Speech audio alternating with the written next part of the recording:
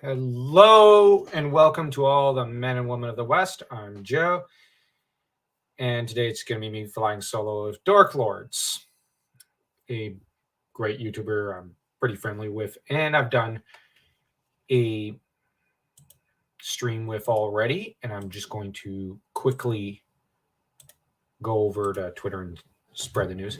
Now, in the meantime, I'm just going to say a bit of background for what we're going to be discussing today. Now, everyone knows the ring wraiths from the Lord of the Rings, the dark, cloaked, almost shadowy figures who pursue Frodo and the other hobbits throughout a good chunk of the first part of the Fellowship. Now, what we're also going to be discussing is the possibility of who lies behind the mask, so to speak.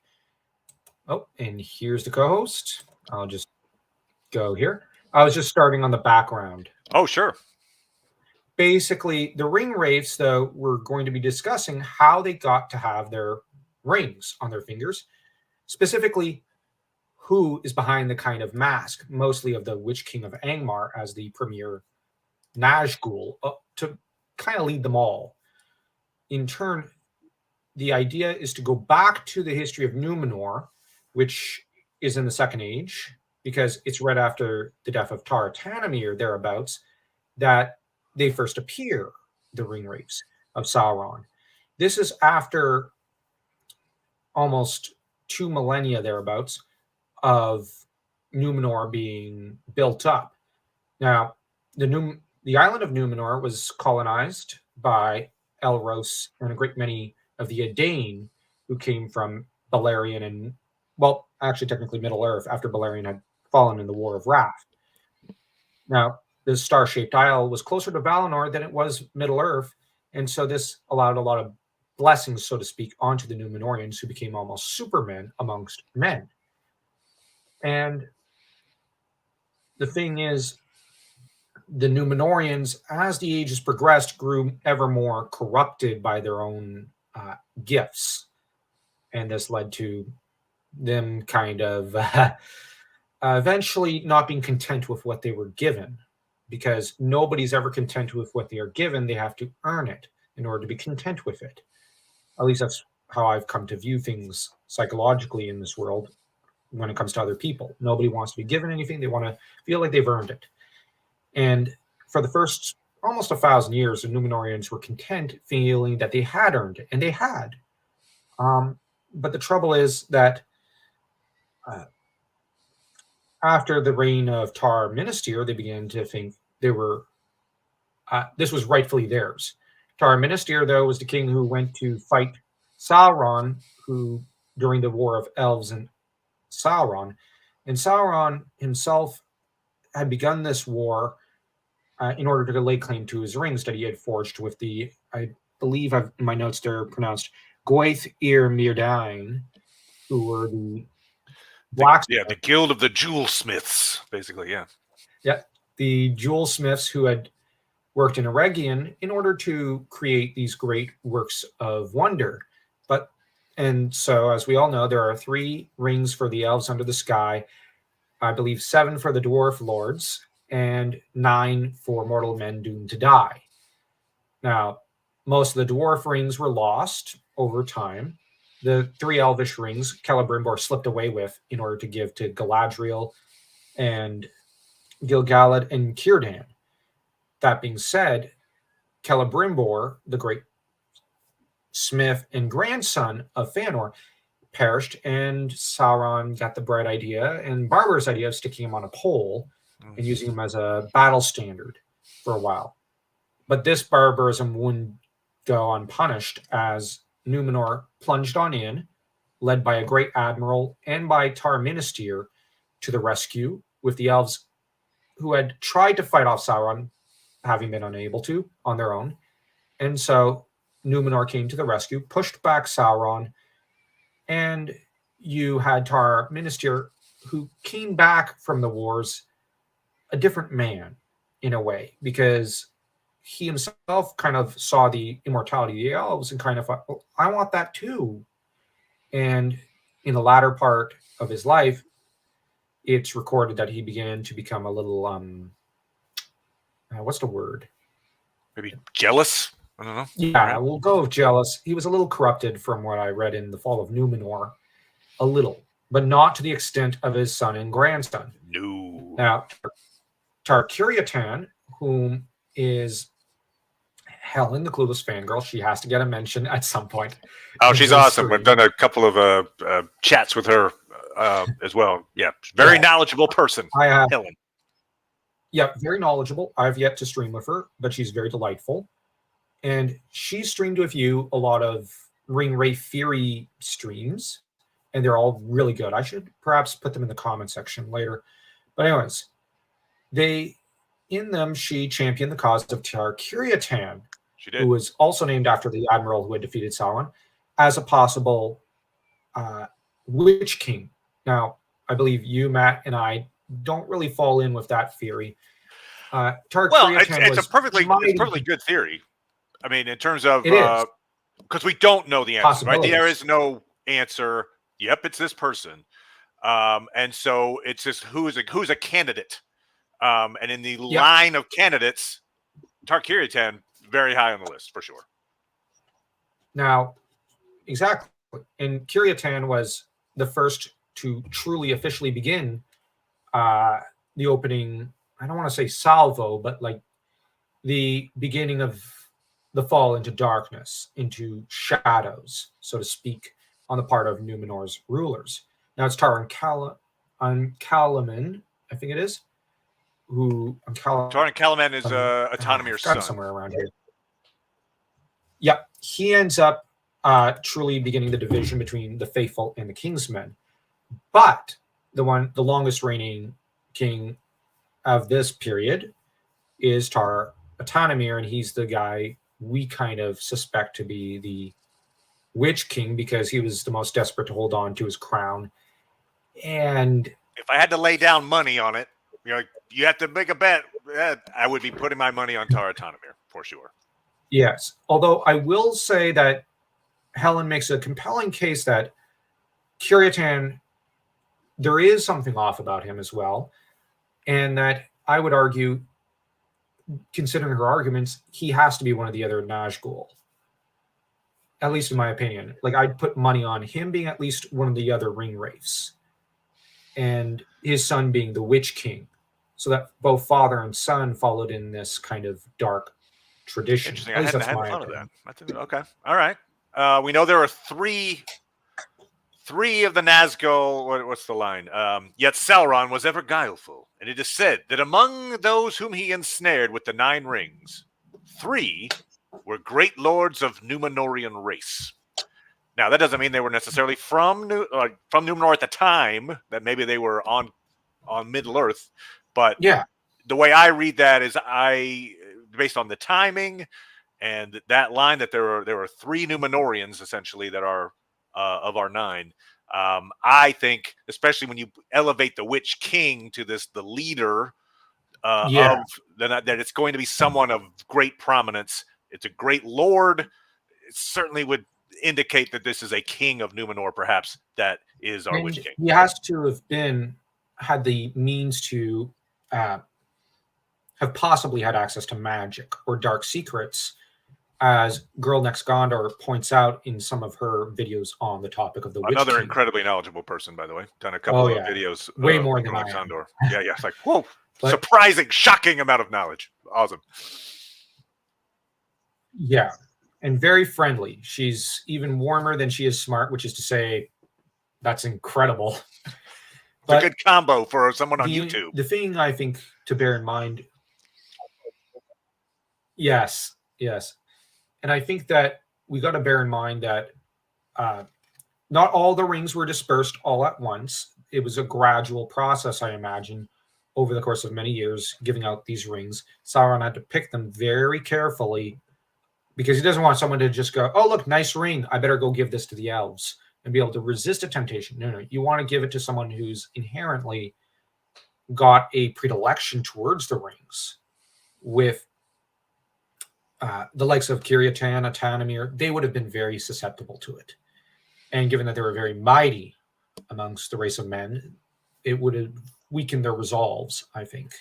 And to add Versus, to the idea that this is rings perhaps a that, king, at least on the thematic level, symbolize sin. just to add to the idea that this was perhaps a king, you've got this line from the Oh yeah, Silmarillion. yeah. Because which king? Yeah, but so it says, talking about Sauron passing out the rings. It says, men proved easier to ensnare. This is from the Silmarillion. Those who used the 9 rings became mighty in their day, kings, sorcerers, and warriors of old. Note plural kings, by the way. They obtained glory and great wealth, yet it turned their undoing. They had, as it seemed, unending life, yet life became unendurable to them. It kind of goes on in there, but essentially, I want to get that point out that they were easy to ensnare. They were kings, sorcerers, and warriors of old. And we know that 3 of them were Númenóreans. So I think that's, again, more evidence to this idea that a king of Númenor might be in our discussion.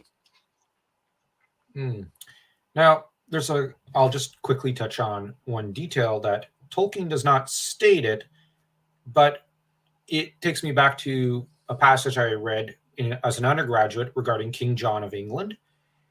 Now, he had a lot of, when he went to war and when he went around in times of peace, he carried a travel baggage, a supply train of sorts, with a lot of jewels and treasure, as well as a lot of books and whatnot, because not all treasures are gold and silver. A lot of it is in books. Now, this is where it can't be proven, but Sauron was a great sorcerer of sorts. So there might have been tomes and jewels that were seized from him when he was pushed back. So that's also a possibility, because we don't know what Minister and his admiral came back with or without. So I do raise that because I do think that this is a medieval style mythological tale. One should perhaps read in that context to an extent, rather than like a modern fantasy novel. So that's how I tend to read the Silmarillion and Lord of the Rings. Now, there's a lot of things that we don't know, because Tolkien never wanted us to. He never bothered to fill it out, because why? But I will say, I feel like he knew, right? I feel like he had the backstory to the Witch King. He just wasn't elaborating on it. Somewhere there's a note. Somewhere in the Tolkien estate, there's this piece of paper with the hand scratch and the Witch King is like, oh, show us that. But it's actually, let's see, Boo Boo from Dragonlance. That's right. That's it. No, it's not a gully dwarf. But yeah, so it would probably be someone who's a king, but who's also dabbles in magic. So hence Tar-Tanemir. Now, I believe in an RPG system from the 90s, wasn't there, I think, Tar-Kiriatan proposed? I think that's where Helen got the idea. I think that might be true. Yeah, I remember playing what was a Middle Earth role playing was MERP is what we used to call it back in the day. But I don't remember anyway. But that sounds familiar. Yeah. Yeah, which I think that was simply those authors coming up with the theory themselves. Which Kiriatan, if it wasn't like removing a Tanemir, I'd say Kiriatan's got to be up there in the top 3 possible guys. Yeah, I feel like Kiriatan and Tanemir share a lot of factors that are favorable to either of them being the Witch King. My thought on Tanemir is Tanemir has a few extra factors that are unique to Tanemir, and I think elevate him in my opinion, like in terms of his possibility of being the Witch King. And we can talk about those through some pictures. Because I screenshotted a few pieces, a few pages from the Kindle edition. I'm just looking through them right now, because the interesting thing about Tanemir is that he's actually the first Númenórean from the Second Age during the Fall of Númenor book that we actually see the dialogue of after Aldarion and Minister, to an extent, who are more heroic kings. This is the first time we see someone complaining about the Valar from the point of view of the Númenóreans, and it's a Tanemir who does it. So that's really interesting.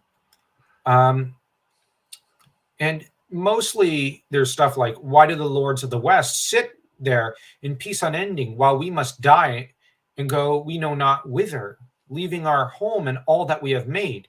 And the Eldar die not, even those that rebelled against the lords. And since we have mastered all seas and no water is so wild or so wide that our ships cannot overcome it, why should we not go to Avalone and greet there our friends?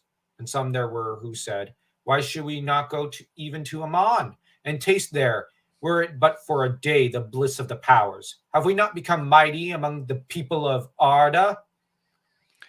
And that's awesome. I mean, it basically, our Pharazon, much later, needed Sauron to push him into doing that. Here, Autonomir saying, like, why don't we go now? Why? He's basically like, let's have our island be destroyed now. Yeah. There's a line. It's not a quote, but I found his direct quote from Autonomir. But the king said, and does not Eorendil, my forefather, live? Or is he not in the land of Amman?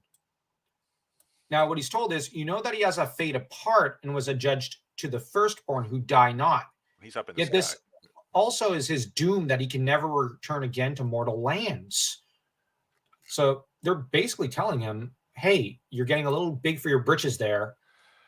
And that's where, he directly challenges them and scorns the messengers and treats them like he's acting like a petulant child. It's not as specific, but in the appendices, there's a line that says, it was Taratanomir who first spoke openly against the ban, talking about the ban of the Valar, and declared that the life of the Eldar was his by right.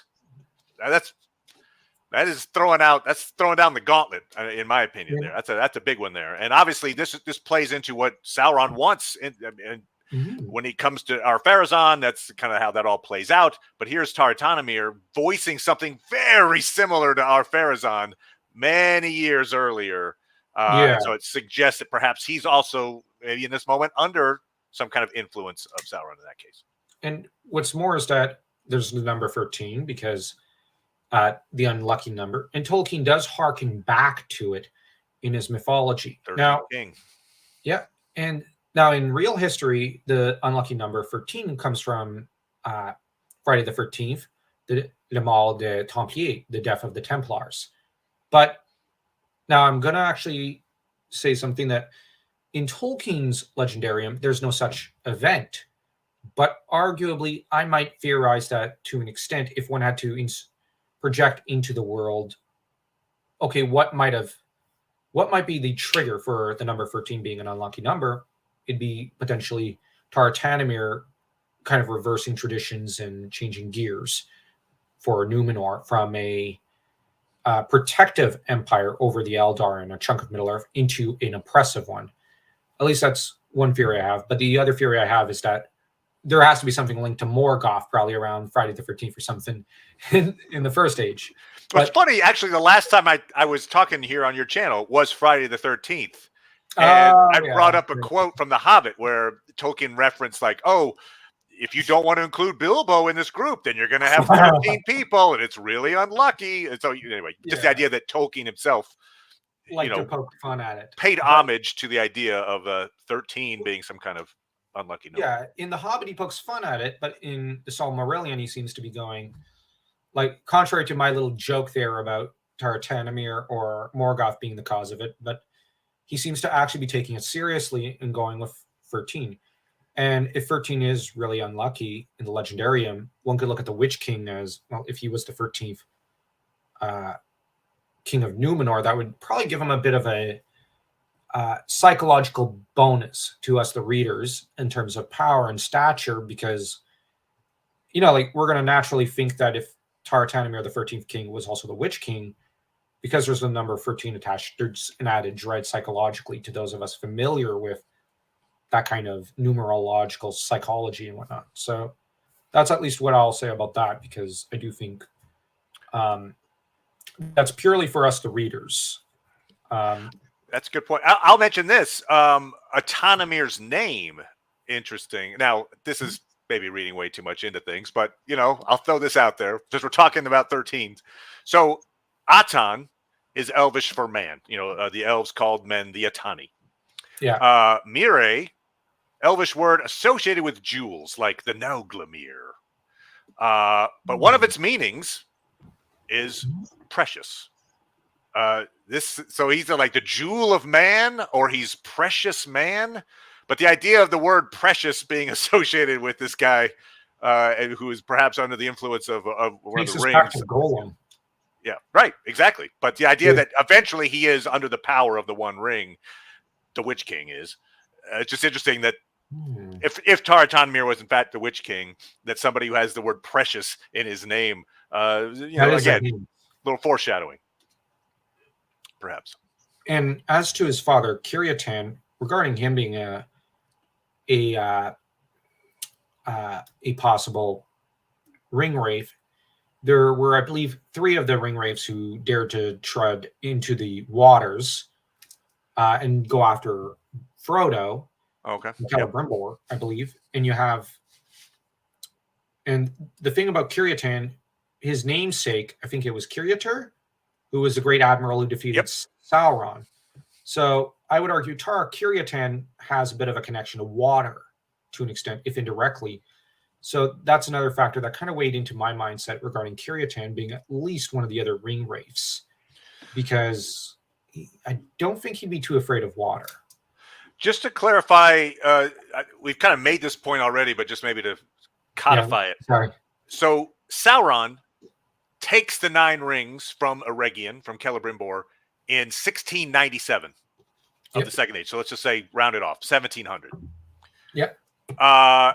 Then we have this passage in the appendices that says from the year 2251, which I'll probably talk about again later, but this part of it says, about this time, 2251, the Nazgul, or ring wraiths, slaves of the 9 rings, first appear. So it sounds like all the ring wraiths, all 9 of them, are appearing sometime around 2251. So from 1697 to 2251 is your, if you were a person who died before 1697 of the Second Age, you're not a candidate. He couldn't have given you a ring because you're already dead. Okay, so the last of the ring wraiths was selected by then.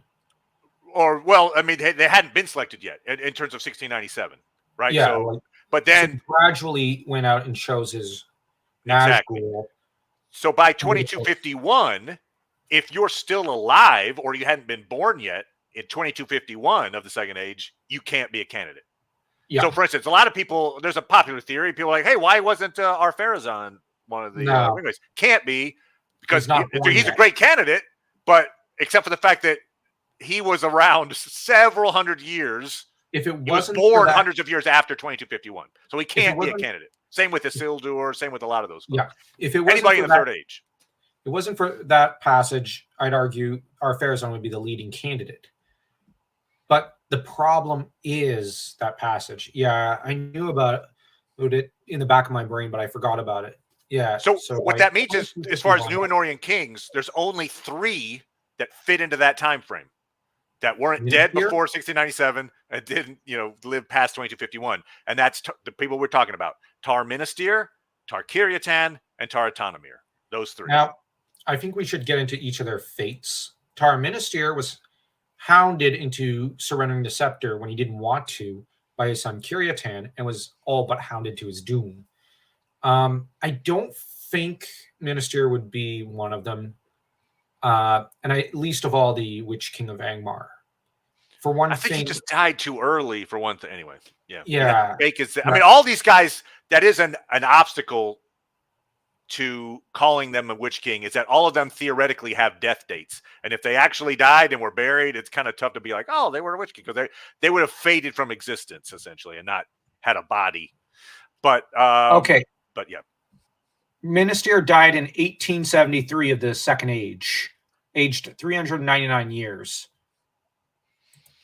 So yeah, I mean, it's going to be an issue for any of these guys we pick, but yeah. And Minastir, though, now I'm going to refer back to archetypes, because that's something I'm very familiar with and I always rant about on my channel. Oh, okay. Minastir is more a warrior archetype because he participated in a war as a war king and whatnot. So while he is a bit of the Shadow King archetype, but it's more in the penchant towards the warrior side of the king. So in that regard, if you take away the king aspect, he'd probably be a warrior. So the Witch King, as said, should be a king, but I'd also lean towards someone who's at least got a magician side to them. Like That's an interesting that point. is a factor, because we got to bear in mind, I think in the book, he's primarily an antithesis in a way to Gandalf. And that has to play a role in any theory crafting regarding his identity. So I'd argue that eliminates Minister. But I also feel like Minister, he was the one who basically convinced Numenor to go and help Middle Earth. There was like a 5-year period where Sauron's just wreaking havoc throughout Eriador, and Numenor's not going. And then he convinces, all right, we're going. And so he's got these other two, Kiryatan and Tamir, have a lot of personality traits that are not particularly pleasant. Whereas Minister seems to be of that Numenorian strain, or that still wants to do the right thing, still wants to be, Now, in his later years, he started to go, started to become a little corrupted. That's a great point. He got jealous of the elves and such. Yeah. Now, that could be an argument for him having the ring, and maybe the ring's affecting his brain. But on the other hand, before there was any possibility of him getting the ring, he was already kind of envious to an extent, or at least in the middle of the war he was. So, on the other hand, I have a hard time believing Tolkien would even peg him as one of them. But that has more to do with archetype and the way Minister is kind of presented. Here's another case against Minister.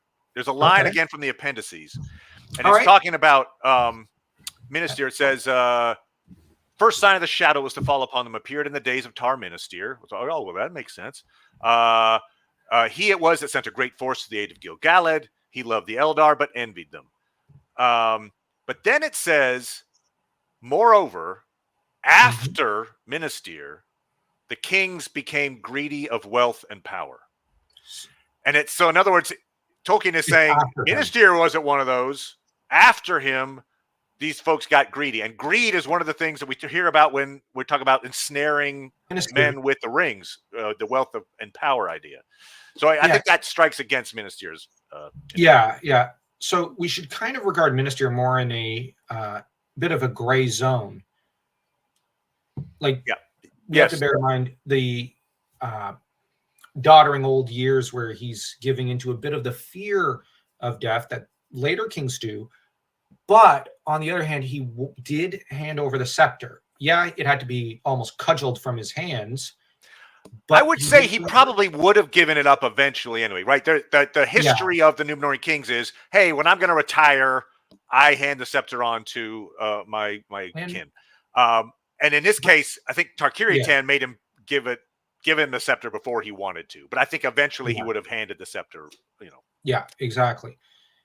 And I think Minister, we also have to bear in mind the heroic youth of the man. And that on the other, there's also the fact that he named his eldest son Kiryatan after his admiral, whom he doubtless had a close bond with. So now I'm just saying, like, he's a character arguably one should perhaps make a bit of a comparison to the likes of probably, let me think, Aldarion, or to an extent even Turin Turambar, in that he's in that gray zone. Like, Aldarion has his gray side because of his soap opera marriage. Yeah, and dysfunctional relationship. Yeah, Turin, well, self-explanatory. Yeah. Tolkien, well, I guess you're saying then, if Tar Minister was your Witch King, then you're looking at a much more tragic hero style Witch King, as opposed to our other two candidates here, who would be more like, oh, right, villain, got it. This case, it's like, oh, he started off as a hero, and now he's, through some flaw in his character, has become the Witch King. And Tolkien does do that. But, there's someone here, Geister Sound, I'm not familiar with, which he isn't. Yeah, I don't think Minister And what you're saying, and I think he's saying the Witch King isn't a tragic hero as well. No, Which no, I he's agree. not supposed to be. I It's like, think. oh, the Witch King. You know, he had some good ideas. No. No, and I think that with Minister, I would prefer to look at him more as dead set villain, whereas Minister, there's just something that, at least in my brain, doesn't seem to click with even the Nazgul. So Tolkien saying after, after Minister. So he's, like you said, grouping him with the previous generation of Númenórean kings. So one could almost, well, never mind. I was thinking Shakespearean terms for a minute, but Minister is not someone we can just group in with the later kings. So, yeah, it's interesting you brought up Shakespeare, because I think the Witch King and that, the prophecy of the Witch King, right? He will not return to this land. Far off yet is his doom, and not by the hand of man will he fall. I think that is very much a reference similar to Macbeth, right? So Macbeth has this prophecy, not till the woods of Dunsinane do come. And the Witch King, much like Macbeth, is like, well, look, I'm invulnerable. Nothing can touch me. Look at that. So there is a Shakespearean quality to the Witch King. There's also another thing. Minister took advice and counsel from others. This shows humility. That's not a trait of someone arrogant enough to believe his own legend in a way. Yep. Now, I love the Witch King. Is probably in my top 5 favorite characters in Lord of the Rings. I love the character. I don't know about you, but I love him. He's so mysterious, right? And awesome. Especially if you then read about, Angmar, and if you include that history in the Third Age of him systematically destroying the North, that makes his character even more interesting. And yeah. And Minister, there's too much humility, and there's, as Geister Sound said, certainly not a tragic hero. And he clarified, no, I'm saying he is entire Minister, and you're absolutely right, Geister Sound. So we are in agreement. Yep. So we're just going through the suspects, like a murder mystery. So can't be Minister. I don't even think he's a ring wraith. I just can't see it. Now, that said, that leaves. Now, I don't think it's Curiator. Can't be him.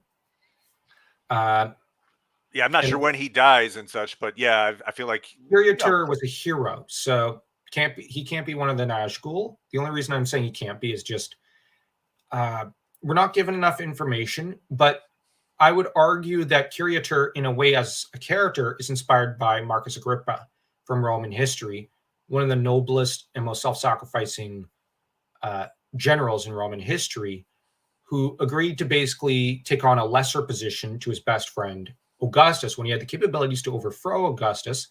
He lacked the noble status and birth, but he always liked to play second fiddle and second banana to his best friend. But in return, he was made the number 2 guy in Rome. So Tolkien, I think, is drawing a bit of inspiration from Augustus and Agrippa. And the two were best friends and truly loved each other throughout their lives. It's one of the great bromances of history. So if you look at it that way, can't be Curiator, too noble. So putting that aside, we now have, of the mentioned characters, Curiatan, whom, you have that role-playing book. I do consider that a possible pointer. And there is the fact that Curiatan was the first to try to, become bellicose and push for a more aggressive style of leadership. And right. But the first one to openly say, screw the Valar, I don't need to listen to you, I can do whatever I want, is Tanamir. And there's a mere thing which you mentioned of Precious. So there's a lot of, I would argue, evidence towards a Tanamir. Another line from the Unfinished Tales that, or look at the Arthur Gawain relationship. Sorry for interrupting. Oh yeah. Although Gawain is also Arthur's nephew, which is closer given Tolkien's written works. Yeah, very true. Oh right, with his translations and such.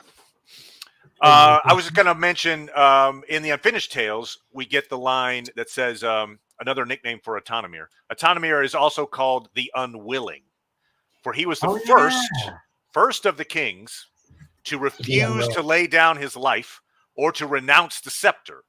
And he lived until death took him perforce in dotage. So in other words, he's the first of this line of kings, as you just noted. Minister gives over the scepter. Tar-Kiriatan hands over the scepter before he dies to Tar-Tanemir.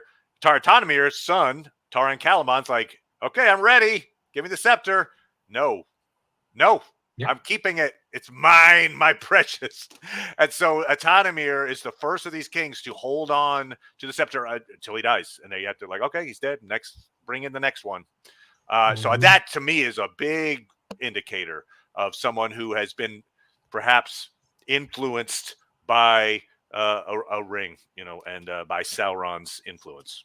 And he also ends up speaking out, and we get his dialogue from, as I mentioned, the Silmarillion and / Fall of Numenor, where he actually back talks to the Valar and the Eldar and tells them, how come I can't have what you've got? It looks like you have a better deal than me. I want that. I should have that.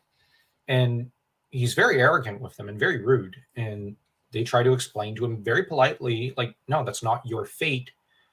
Be content with what you've been given, basically. And he doesn't like it. But the way he speaks, I just find it reminiscent of the Witch King, just in the level of arrogance and vanity. Great point. And that's a thing. I feel like, yes, your Witch King is someone who, if you feel like in life, was an arrogant person. Almost has to be, right? It has to, yeah. Anyway, I agree with that. He's also got to have strong will. And to feel, they all feel, I suppose, entitled. But he is entitled among entitled. So, he's amongst our 9, I'm the best, right? In other words, even amongst these great lords, somehow he is the best, or, the leader of these 9. So you feel like that's a person that is used to leading. Let's just say that, I think. All right. I'm just looking up his death date. So what did you say? This is interesting. This is actually part of the reason why I also think it leans in the direction of Tar-Tanemir, because there are 2 dates. So the first death date that we're given is in the appendices, which I consider, if you're talking about canon, I think Lord of the Rings to me is the most canonical thing you can have. But in any case, in the appendices, it's actually in that same thing. It's the Tale of Years in the appendices. And it lists very specific, notable dates. It doesn't give, it doesn't give the death of every Númenórean king. It doesn't give. It's a very specific, small list of important facts that Tolkien considered important. 2251. I read out about the thing about this time about that's when the Nazgul appeared. Well, the actual entire passage, which isn't long, says 2251. Death of Tar-Tanemir. Taran Kalamon takes the scepter. Oh, wow. Rebellion and division of the Númenóreans begins. About this time, the Nazgul Ringwraiths, slaves of the 9 rings, first appear. So Tolkien is saying the year that the Ringwraiths first appeared is the year that Tar-Tanemir died. Now that to me is okay, interesting. Now later we see then in, I think it's Unfinished Tales, there 2221. Right. He lists 2221, and so Christopher Tolkien then notices the discrepancy, and in Christopher Tolkien's mind, he's well, that doesn't make sense. I think it's 2221 makes the most sense, but he does say, Christopher Tolkien in his notes saying, but if indeed it's 2221 and not 2251, it remains strange that the date of Atanemir's death should have been altered in the line of Elros, Unfinished Tales, if it were fixed by an entry in the Tale of Years, the appendices. So even Christopher Tolkien doesn't understand why there's this discrepancy in these works. I would perhaps argue that I think at the time he wanted to connect Tar-Tanemir's death date to the origin of the appearance of the 9, because in his mind, perhaps that's the guy who is one of these Ringwraiths. That's my thought on it. Probably the most compelling piece of evidence. That said, the 2221 and 2251 is a weird discrepancy. You can imagine a clerical error, right? Let's assume for a second that one of them is right and one of them is wrong. If he wrote 2251 and then later on as he's compiling and he writes, he just turns it around. He writes a 2 for a 5 and it becomes, and so I'm just saying, I think one or the other is correct. I just feel like the one that he wrote in the appendices is the correct one there. Now, I tend to think that I'm more a Silmarillion fan, so I lean towards that. But on the other hand, this is from the Unfinished Tales. It's actually not from the Silmarillion, just FYI. So you're talking Unfinished Tales versus appendices. Okay, so in that case, appendices typically wins out. Lord of the Rings, Hobbit, and Silmarillion are the absolute canon to me. Anything in the rough drafts or Unfinished Tales, I don't tend to view in the same way. Now, there are tales that should be included, like certainly Agnor and Andrath, and even some of the expanded details of the Maiar of the Sun. There's a lot of details there that, even if some of them aren't canon, they help fill out a personality. They're incredibly useful, and in the lack of anything else, you might as well just say treat them as canon almost. But in the case of where you have a conflict between something that seems, I think, a little more canonically relevant to something that isn't, I go with the anyway. Yeah, and even if, let's say, we go 2221, that doesn't mean that he wasn't chosen. Right. It could just be he died 30 years before, and then by 2251, Sauron found his last ring wraith. And but let's see. So do you think that death is actually a physical thing and the Nazgul Witch King are undead as such? Or are they like Golem in as much that they merely continue, as Gandalf says? Well, I think that they are continuing. Go ahead. Okay, I'm going to actually say I think they are undead, but they wouldn't be like Death Knights, for example, of fantasy fiction, which are my favorite undead, but rather kind of in the context of Bram Stoker's Dracula in a way. Something akin to that, as Tolkien read Bram Stoker's Dracula, and these sort of tales were the tales of the undead of the late 19th century, early 20th century. So it's continuing in that kind of literary tradition, I would argue. On the other hand, they are kind of continuing beyond their mortal years what they were allotted, as Gandalf says, to an extent, like in regards to Golem. But I do lean more towards they're undead because they're wraiths. They're phantoms in a way.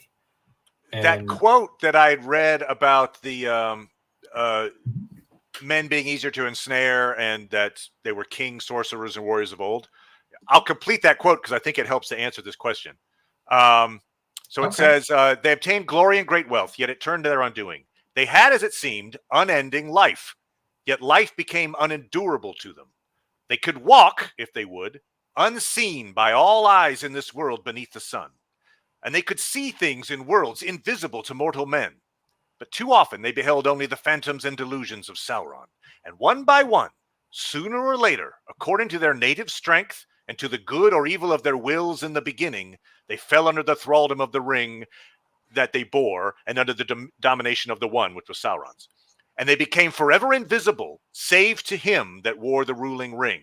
And they entered into the realm of shadows. The Nazgul they were, the ring wraiths, the enemy's most terrible servants. Darkness went with them, and they cried with the voices of death. So I don't think it is it's an obstacle to our theories here that I don't think there'd be a body. I don't think that Atar Tanamir died. They took his body, they buried it. I think he disappears, right? I think he goes into a different realm that only Sauron, can see. So in order for my theory, I think in order for the Tar Tanamir theory to work, I think what we have to, or any of them, any of these folks that have a death date, we have to say that the death date is the official telling.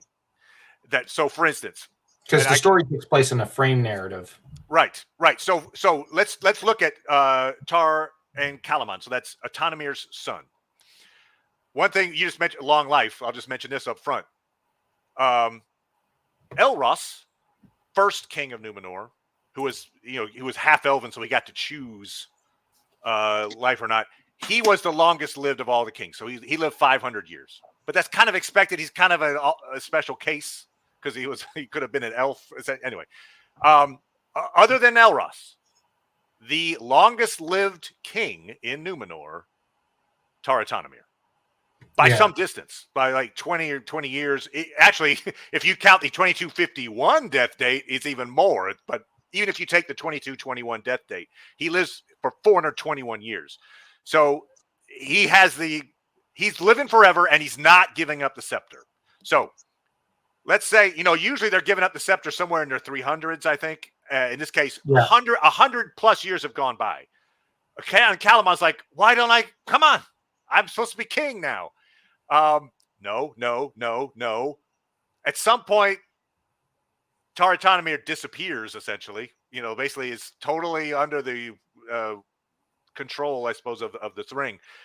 So in a situation where, and Calamon's been wanting, and he's a greedy guy, and he wants the throne, suddenly his dad disappears. He's going to take it. If I announce that he's missing, it's going to take, people are going to look for him. We're going to have to search. People are going to question. Maybe we should just wait. Let's wait for the king to return. Blah, blah, blah, blah. But if I say he's dead, I become king tomorrow. And so I kind of feel like potentially that could have been a thing. Anyway, I'm just saying. And Calamon was not a great guy either. And he could have just basically said, oh yeah, he's dead. As long as Autonomy doesn't come back and go, hey, everybody, we could just say he's dead. Yeah, it's the seen unseen thing, isn't it? Yeah, that's the perplexing part. But yeah, I like how you raised a good point, Matt, about how it's possible that Kiryatan disappeared, and Autonomir basically said, "Well, so much for that. I'm king," and then the same thing happens. It would be a little funny and in a dark kind of way. Yeah, but so it's one of those things. That's probably the weakest link in the chain, I think is what I called it. I did a video on the Witch King, and that's the weakest link, is that there's a death date, and I don't think you'd have a death date, a legit death date for somebody that is a Nazgul. Yeah. Now, the quote said there were kings, sorcerers, and warriors, correct? Yep. So, well, for one thing, while I tend to look at the Witch King as almost more a magician, a shadow magician archetype in some ways, as well as a shadow warrior archetype in some ways. Well, the king is basically the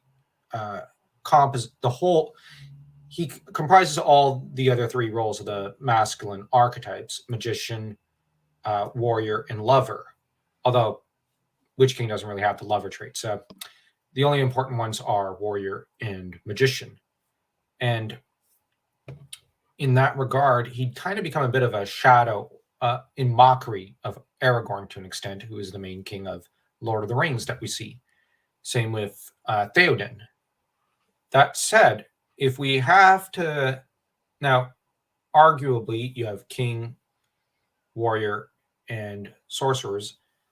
I kind of lean towards... Now, just to be literal for a minute, I kind of lean towards maybe... I'd probably saddle Kiryatan a bit more in the role of a warrior. Okay. Because he did enlarge the fleets. He began to enlarge the fleets in defiance of others. Atanamir's more the king. Like, he's clearly a much more grandiose character in a way, just from the few quotes we have of him. And his name, right? Yeah. Precious jewel of men, or whatever he is. Yeah. Precious jewel of men. Yeah. And now that leaves a lot of blank slots, because we've got, I think, one of them who's from Harad. One of the ring wraiths is from Harad, I believe. And well, you've got Camul the Easterling, for sure. And so you have six of the ring wraiths are from somewhere in Middle Earth, and one of them being Camul the Easterling. That's what I meant. My mistake. Yeah. Thanks for catching that. So we have an Easterling. We have 6 from Middle Earth. So we have him and an Easterling. That's accounted for. Now, if, let's say, Atanamir and Kiryatan are 2, that clears up 3. So that leaves 6 others that are unaccounted for. Now, what I would have liked to see is maybe a movie about each of the ring wraiths, how they fell. I'd love to just see that. I know that's a weird idea. It's just, with this new announcement of, oh, we're going to be coming out with a lot of movies. I kind of see it as, now I made a short video, but now I'm kind of catching myself and thinking, what if we got a backstory movie for every single Or ring? if not every single ring race, at least the Witch King, right? Like, so yeah, Yeah. there's this announcement came out. I think it's still pretty vague. You tell me, but so it sounds like Warner Brothers like, hey, we're gonna do films in Middle Earth, but they haven't really said like, and it's this time these characters. They haven't Yeah, gotten that specific, right? Tiny. Yeah. And there's also the Perilous Realms movie that Fellowship of the Fans recently said they've discovered, Okay. which is about the friendship of Tolkien and Lewis. That's been brewing up for years. Oh, sure. And now More we have an real-life official announcement of a TV series about Lewis and Tolkien, which is going to be wonderful. I love that idea because, well, I love the Tolkien movie. I loved that movie. I don't know about you, Matt. I enjoyed it. Yeah. No, It was fun. It was great. And I love that they got into the process of creating Middle-earth. They tackled almost every part of his personality in his early years. I was hoping that they'd take that cast, make a separate Lewis movie, and then get like for the last movie, you get the two of them together. That's what I was hoping for, but we didn't get that. But at least we're getting a TV series.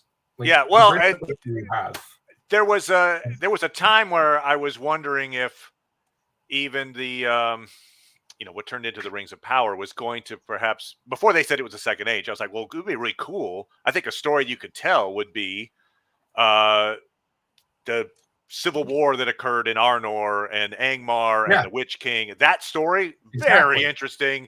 You still got Sauron in the wings. It would, yeah. I'm still hopeful that they're going to do a movie or a series of movies or TV series on Angmar, because that's one of the best parts. And I'll throw this out. This is like another little leaning towards Autonomir being the Witch King thing. Let's assume for a second, Autonomir, and I think this would also apply to Kiriatan, I suppose, but if you take a king, so a king of Numenor, but particularly Autonomir, because we'd have that line that says, it was Autonomir who first spoke openly against the ban, and then the next line in the appendice says, then the Numenorians became divided. On the one hand were the kings and those who followed them, and were estranged from the Eldar and the Valar. And on the other were the few who called themselves the faithful. They live mostly on the west side of the land. So Autonomir's rule in the end of it is where we start seeing the divide between kingsmen and faithful. And obviously the faithful, Elendil, ends up living and going to Middle-earth. And specifically, Elendil and his line are in Arnor, in the north. That is where eventually the Witch King wages war. And it's interesting in the terms of if you were to take it as the Witch King is a Numenorian king, Tar Autonomir, let's say, he could be considering, I never stopped being king. This is my land by right. No, the king of Numenor, the faithful king is the king. I'm the king. Land is mine. And so that could be some of his impetus for attacking that realm, in fact. Okay, I was going to ask you, what does it mean for Autonomir to be the Witch King? You just answered that question. I mean, obviously, Sauron would like to weaken the world of men, and so that it plays into that. But specifically, that he's always in that region, and he's constantly, and he wins several, engagements. He does win because he takes down Arnor. Yeah. And then basically, when he flees, he's basically just doing, well, my work here is done. Which then also, this works even if he's not the king, but I think it's even more interesting if he is.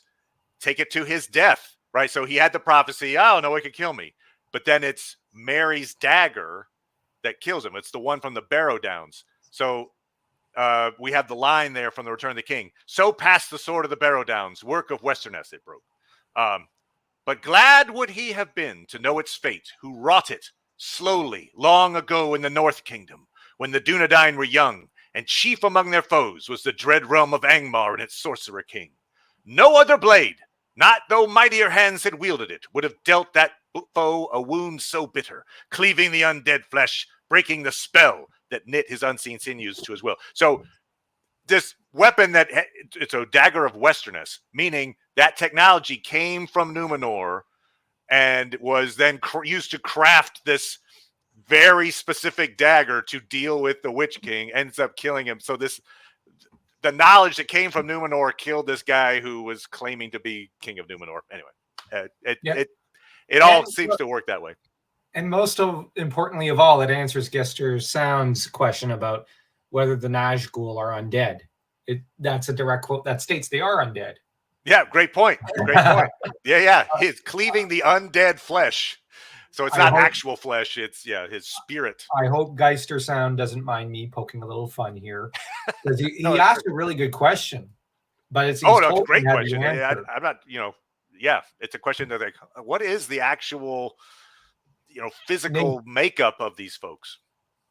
Yeah, and so, like, politically for Numenor, it would have been confusing to have the king just poof out of existence. But they could have just stamped, okay, this is his death date, moving on. And, it might be weird, but part of me would hope that had Rings of Power explored the reign of Tar-Tanemir and show us, the rise of the Witch King of Angmar with our theory, it would have been interesting to see maybe the Witch King and Ar-Pharazôn in the same room at some point. Oh, wow. Yeah. Agreed. Because they exist obviously at the same time. It's just that Tolkien stops talking about kind of when he's focusing on Numenor. He's not talking a lot about Middle Earth at the time, which I guess in theoretically the Nazgul are hanging out on Middle Earth at the time when Sauron is imprisoned. I meant like when Sauron surrenders. Yeah. Oh, great point. Yeah, great point. Even at that moment, fun to have Ar-Pharazôn kind of at least glance towards the Witch King, and the Witch King just kind of following Sauron's kind of subtle direction. Okay, don't fight. I'm throwing this. No, that's great. That's a good point. Yeah. But there was a lot they could have done that they didn't do. So, oh well. But they made the creative decisions that they did, and that's not what this discussion's about. Right. But that said, what I would have also liked is I think that there would have been room in a Tar-Tanemir TV series, and if they end up making one anyways, that'd be great. WB. And going with this sort of theory, and even the reign of Tar-Kiryatan, if they went with that, you'd have a very political drama. Now, I'm one of those people who's not comfortable with, for example, maybe nudity in a Lord of the Rings Tolkien show. In my head, I think of sensibility of Tolkien himself. Yeah. Well, I also think this is for kids. So I know it sounds weird, but I think of it for kids in the same context as Brothers Grimm and Perrault and whatnot. Okay. But on the other hand, now for those who'd say, well, if you're going to make a political drama, you got to step on a few sensibilities, which fair enough. But on the other hand, when it comes to Tar-Kiryatan and Tanemir, you have the potential for the kind of political dramas that you see in Game of Thrones, for example. And now I'm not saying it should be Game of Thrones light. Right. But you also see this kind of politics that Martin took up in his fantasy work. He kind of borrowed from, he was inspired by Dragonbone Chair, Dragonlance to an extent, as well as Conan the Barbarian, where a lot of it is there's so much politics in the Conan mythos. So in that regard, you have the potential to almost, Kull, I should say, is a bit more political than Conan in some ways, except for the odd story here and there, like Phoenix on the Sword and Hour of the Dragon. But weirdly, a Tanemir series would almost be more Howardian in its tone, in its kind of story with, the fall into dark sorcery and the practice. This is that Tanemir probably started to practice if he was the Witch King. And so it would almost be like it's humorous, but you'd almost have to look to the Howard myth legendarium rather than the Tolkien one. I mean, a So, great idea for as we talk here, I feel like a great idea for an anthology series would just be each season is a different king or queen of Numenor. And yeah, a lot of people when we were talking about, like, for instance, the Rings of Power was an idea. It was like, oh, but if you told it in real time, then characters would die off and you wouldn't have the human. I'm like, I don't care. I'm fine with that. You have a season where we address Elros. Oh wow, the first king and how they set up on Numenor, blah blah blah. You have Aldarion. Oh my God, his relationship with his wife, and that whole thing. Then you have a season. You just jump seasons, and each season you see with a new set of political realities that these kings and queens have to face. I'd be all for that. I'd be all up. Yeah, that's what I thought they were going to do, but they didn't. Which they had the rights. But this is a really good question. I really like this one. So do labor away, Geister Sound. You're helping keep the discussion going. All right. So it says, do we think the eventual fate of the spirits of the Nazgul found redemption at Mandos, or were expelled to the void as per their master? Okay. So okay. The ring has been destroyed. So instead, I guess they're no longer beholden to it. Bear in mind, like I'll say this. I don't mean to lecture here. I just mean we have to bear in mind Tolkien's belief system that no man, or when I say man, I mean that old context. No human being. Oh, the dog is beyond redemption. So ghost dog. Sorry, my dog just threw the door open. We'll ask the Witch King himself. No, they're fine. Anyway, but okay, sorry. Go ahead.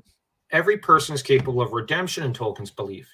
Like I think he even extended that to Morgoth to an extent, which I find that just I can't fathom that. But on the other hand, he does write into his story that Morgoth and Sauron clearly have no interest in redemption at all. I'll say this. Now, that being said, sorry. Go ahead.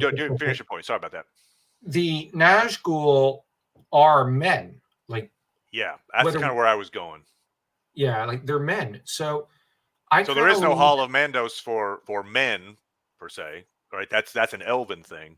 I'm not even sure if there's a Hall of Mandos for my. But anyway, I'm actually going to argue in favor of men having a place in the Halls of Mandos, just because of Beren.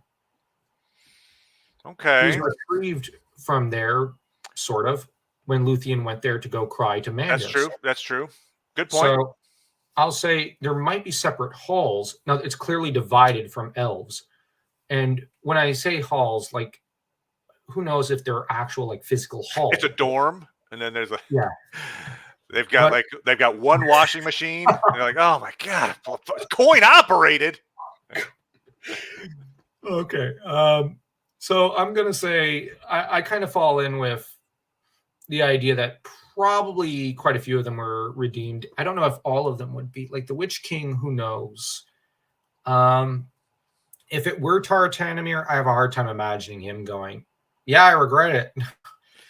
I have a hard time imagining it. But on the other hand, Tolkien's belief in redemption was a very powerful thing for him. So now I'm just going to say I think Tolkien did have a romantic, idealistic side in some ways, despite the vast horrors he saw in his life.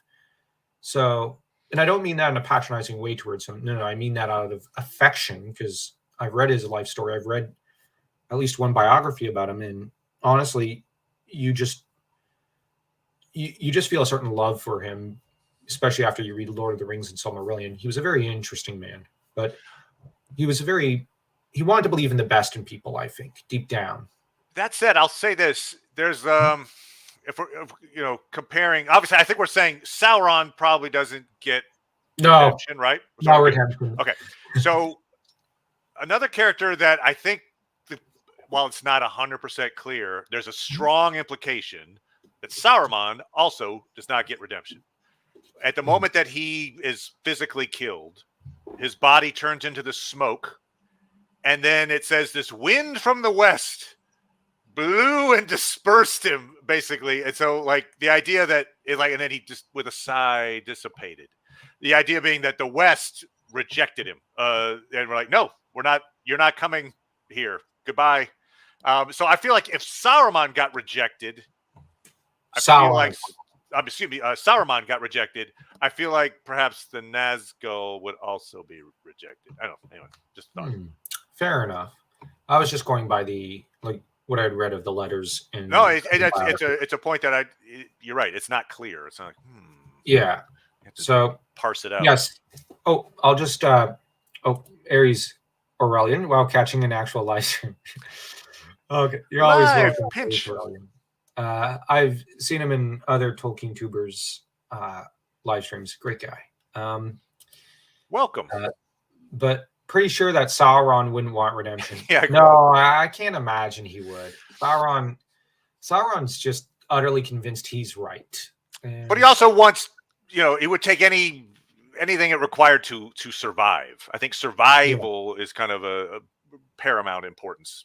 So, for instance, Morgoth kind of feigned redemption. So did Sauron, actually, right? Sauron at the end, he was like, "Oh no, you're right. I'll be along in a second." And then, so if he had to pretend, could he pretend convincingly enough? I suppose would be the question. Well, yeah, and I think that after Morgoth did the I'm redeemed, not. Yeah. And as I put it, I think in one of my videos, and broke his pinky promise to the Valar never. Yeah, you have the run of the place, but just don't be a jerk. Okay. Yeah. Okay, great. Sauron, I think, only had the one chance, and he burned it and blew it. But as to the 9 regretting nothing, it's possible. Like, the idea that they would either, it's kind of weird. I don't really think about what happens to them after the it's true. I haven't considered that notion. Could you see that scene where the Witch King, dissolve, like he disappears? It's just a suit of armor or whatever, and it's like, it seems like that's pretty final. But you're right. It's not. There is more to that story. Spirit. Yeah. Yeah. I don't really think about where he goes after that, but it's something that should be thought about because he's a pretty important character, as are the other Nazgul. So where do they go? You lean towards them basically being cast out of the portal of night, I believe it is. I kind of lean towards some of them were probably redeemed, others weren't. Okay. All right. So on a case-by-case basis. Yeah. Like whoever was the marginally most moral on a weird sliding scale of the 9 is like, all right, you're in. You're yay. Well, maybe he is happy beyond the Wall of Night, living alongside Melkor. Maybe they have set up their own private domain there in the void, preferring to reign in heck rather than serve in heaven. Yeah, that's a good reference to I got a little Miltonian thing going on there. Yeah. Yeah, although the void is soundless and it from the descriptions it doesn't sound very pleasant. Right, that's a great point, though. Yeah, as you say, if you keep filling it up, it's no longer a void. At some point, you're like, hey, this is actually pretty cool. But yeah, theoretically, you're just in some kind of almost like a stasis. I feel like that you're just Morgoth and Sauron probably prefer that because they don't like to actually submitting and admitting they did anything wrong. The 9. Well, you feel like there's maybe some member of the 9 could have regrets, is what you're saying, maybe. Yeah, that's what I think. Okay. And I just tend to lean towards if any of them have any regrets, they probably got their redemption to an extent. But it's those who are beyond the pall, beyond regret, who I think are going, like, for example, the Witch King, whom I think are going, no, I regret nothing. I'm going with Sauron. He's cool. You're not. This is so interesting because I'm plugging my own channel, but I'm literally tonight. I think I'll be done with the editing and I'm going to post a video. But I'm posting a video about the evolution of Boromir. And it was about basically my video came down to a quote I read in The Treason of Isengard, which is basically more of Tolkien's notes. And in his margins, in one of his early drafts of the Lord of the Rings, he writes, "Does Boromir repent?" And then in the margin, he's like, "No, slain by Aragorn." So that was the original take for Boromir, was that he was going to be this unredeemable villain, essentially, that then Aragorn kills, is forced to kill. So Wow. just the idea that eventually Tolkien came around to the idea that, well, maybe he's more of a tragic hero than a villain, and he does repent. And so anyway, it's just interesting that we're having that same conversation here about what is repentance. Boromir is one of my favorite of the original 9 Walkers. So no, he's a great. I mean, obviously, the humanity expressed in his character is amazing, but it's just interesting that there was a time in the writing where Tolkien's like, no, he's bad all the way, and we're gonna have Aragorn kill him off. And I was like, oh, that's a much different story. But anyway, I prefer the idea of potential for redemption. Yeah, and it gives a greater dimension of complexity to the character and to the story with Boromir redeemed.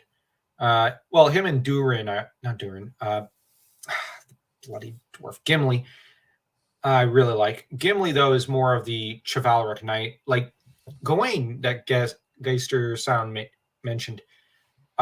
Gimli has a lot more in common with, I would argue, with Gawain than almost any of the other 9 Walkers. So, and that's because he's a knight. He pays homage to a lady, Galadriel. Yep. And there's a lot of the imagery with him of Gawain, I would argue, who is probably in Arthuriana, the greatest warrior archetype character ever.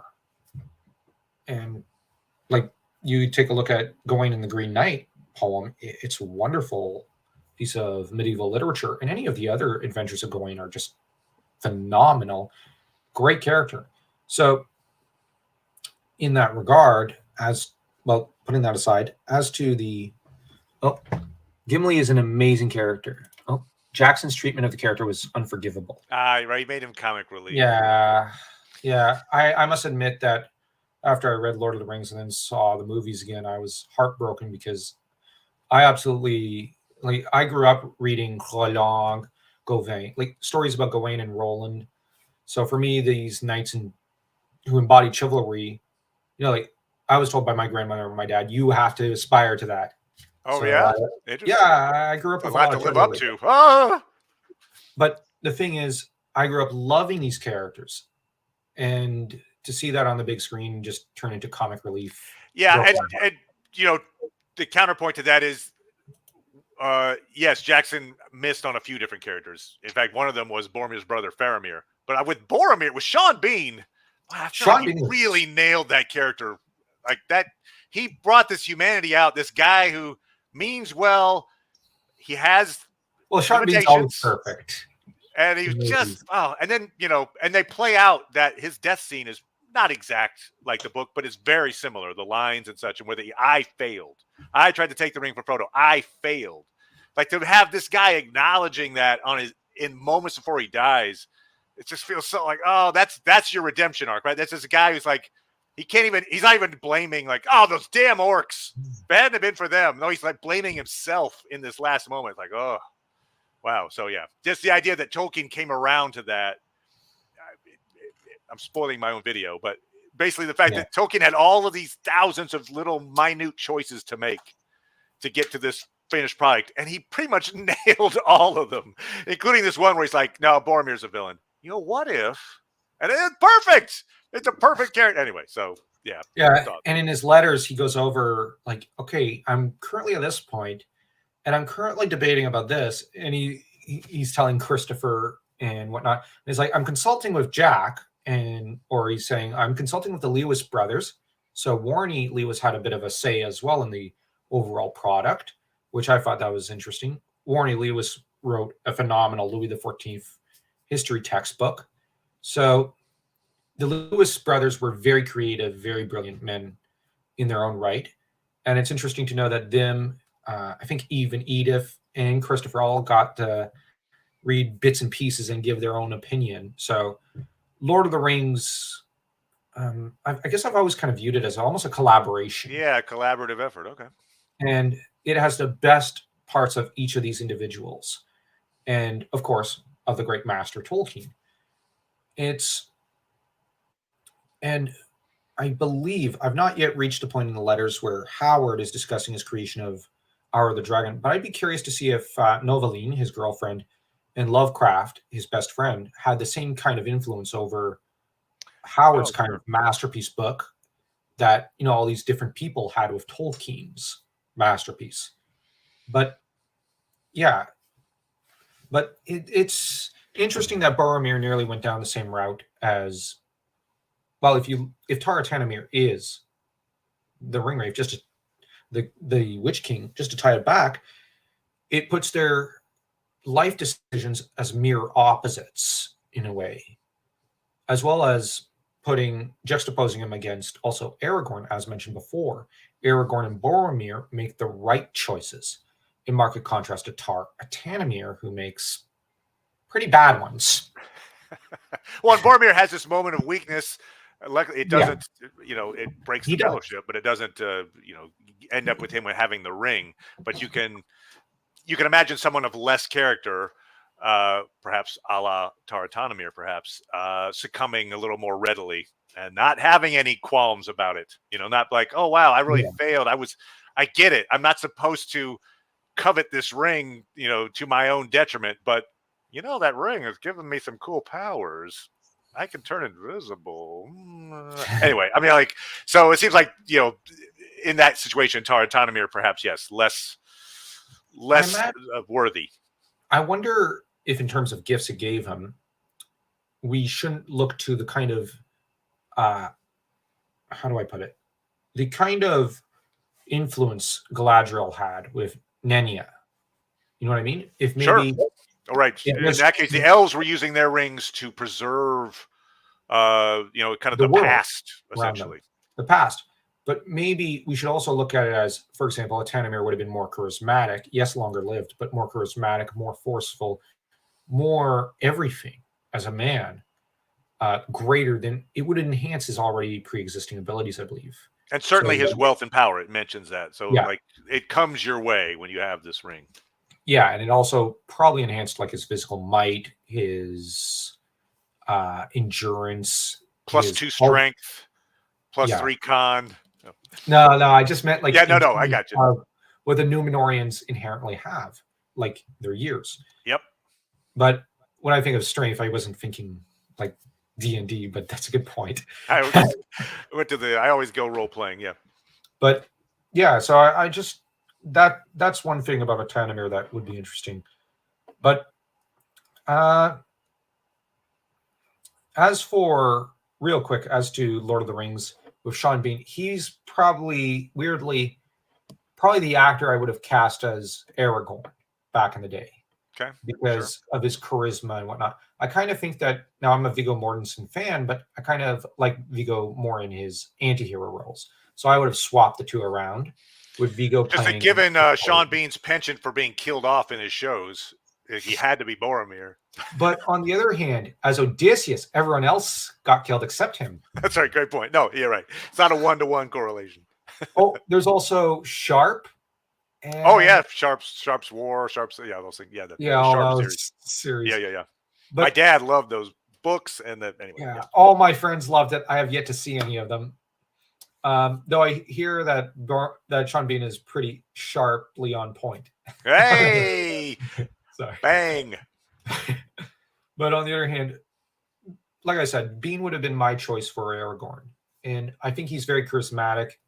He's got the thing with Bean is I like him weirdly better in the more heroic roles rather than the anti-hero roles. I kind of jokingly, but also reverentially call him the best D&D actor working. His lines sound like they're from a fantasy. And yet he's able to pull them all off. He's so quotable. He's in one movie of the 3 essentially, with a little extra. But he pulls off every line. But every line, whatever. It is a gift. It is a gift. He says it. You're like, that's quotable. Whatever. One simply does not walk into Mordor. Right. What new deviltry is this? What the? Get him! Give him every line. Anyway, but yeah, his line delivery is amazing, and I love his work. And the thing is, I think that he would have done a great, my opinion, a better job as Aragorn. But I actually think this might be weird. I think Vigo would have done a better job as Boromir to an extent. Okay. Because all right. I think I see where you're coming from. Yeah, as it is, those two characters played excellent roles. If you were to pick character, we were just talking about Gimli as an example of a character that didn't really come off the way they should have. Yeah. That said, Mortensen, brilliant actor. He can play really good, straight up heroic characters, and Bean can play straight up anti-heroic and even villainous characters. I love his villains. He's great as a villain actor, but when he plays a hero, he adds almost an edge to them. Like I just find he imparts so much to the character, and they're both really brilliant actors. So it's like tomato with them. His delivery is great. It's true. If only he would have been given some of Tolkien's some more of his lines, perhaps, like actual Tolkien's dialogue, maybe is what he's saying. I don't know. Maybe. But some of the, as I say, that death scene is not verbatim, but it is very close in a lot of the line delivery as to Boromir's death scene in the book. That said, now this might sound weird, as much as I champion him playing Aragorn. Today, considering his age, I'd probably cast him as a Tanamir, weirdly, because sure, because aging king who doesn't want to die, wants to gain immortality. Yeah, and he's got the great acting chops for it. Then again, I just think Sean Bean should be in every fantasy or historic fiction work. Exactly. I love him so much. And mystery actor. I primarily watch horror, mystery, fantasy, and history. So I want to see him everywhere. No, but it is interesting. Like, I mean, I get it that Boromir isn't really we're not talking Nazgul, but in some ways we are, because Boromir is one of the few examples we have of someone who is tempted by the ring in this case, and is forced to deal with that temptation. Like, there's a few characters obviously in all the rings, but he's one of our main targets. In fact, we see him fail at it and regret it. And so you can imagine that the Nazgul were kind of presented with similar temptations, and that they either had to overcome or not. Let's see. I'm sorry, I do not like those films at all. They look good, but too many liberties taken with script character for me. Fair enough. Yeah, I'm the same way, Geister Sound. I didn't really... Well, I'm actually infamous. I've actually lost a few subs for admitting I didn't much like the movies. But I enjoyed Lord of the Rings quite a bit, but I agree with your take that obviously there were liberties taken, and some of them I was less pleased with than others. To me, the threshold wasn't reached that it was like, bah.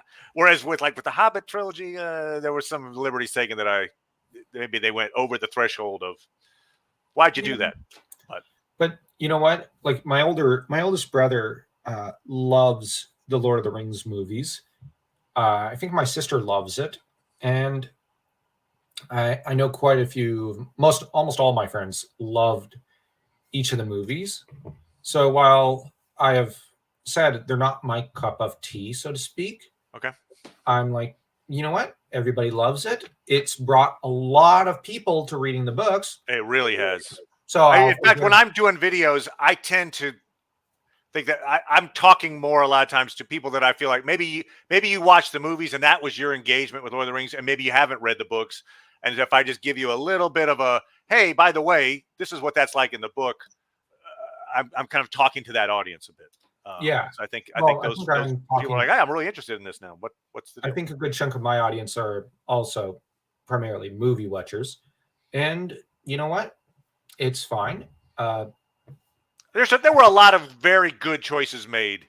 Yeah. In the I mean, one of the soundtrack. I mean, Howard Shore's soundtrack is. I can listen to that all day. It's amazing, and it really adds so much to the world. And then there's the casting choices. Ian McKellen's Gandalf is off the charts. I'll say for Christopher Lee's Saruman, off the charts. I would have cast McKellen as Saruman just because I like McKellen in as Richard III. Right, Richard the Third. He did a Magneto. great job. I You're right. like him in the fanatic, realist politician villain role. He's just my favorite villain actor. McKellen. I love him. I've seen almost all of his movies. I love his stuff. His work is so amazing. So there were a lot of good choices made, but you're right. There were some now, choices that said, made that were not regarding so the movie. Orlando Bloom, perfect casting. Eowyn, perfect casting. Theoden, my favorite casting. I will never complain about Theoden because I saw the actor in Hercules Legendary Journeys, my favorite TV series of all times. Oh, okay. And I loved him in there. He played a lot of extra roles, some kings, some peasants, always perfect. I love that. He knocked it out of the park. He's Bernard. perfect. He's how I imagined him. I forgot his last name. So while I'm not a movie fan, there are scenes where I go, I like that. And there are scenes I go, I got you. You can enjoy moments. Yeah. And you know what?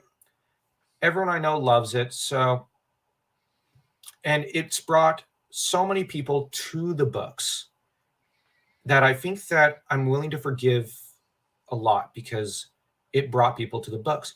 But Geister Sound, if you, okay, real quick, I'll just look at this.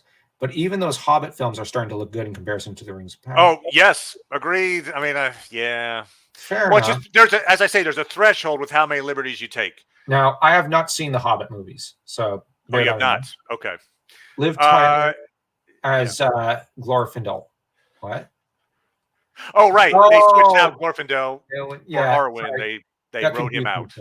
Okay. Yeah. It's because Jackson chose stage actors. I actually like stage actors. Usually. I kind of grew up on the stage myself, but yeah, Denethor's depiction in the movies, they made him much more creepy villain than he probably deserved to be, for sure. Yeah, I agree. I still really enjoy the films. I still watch them once a year, but the casting could have been better. Yeah, that's fair. I got you. Yep.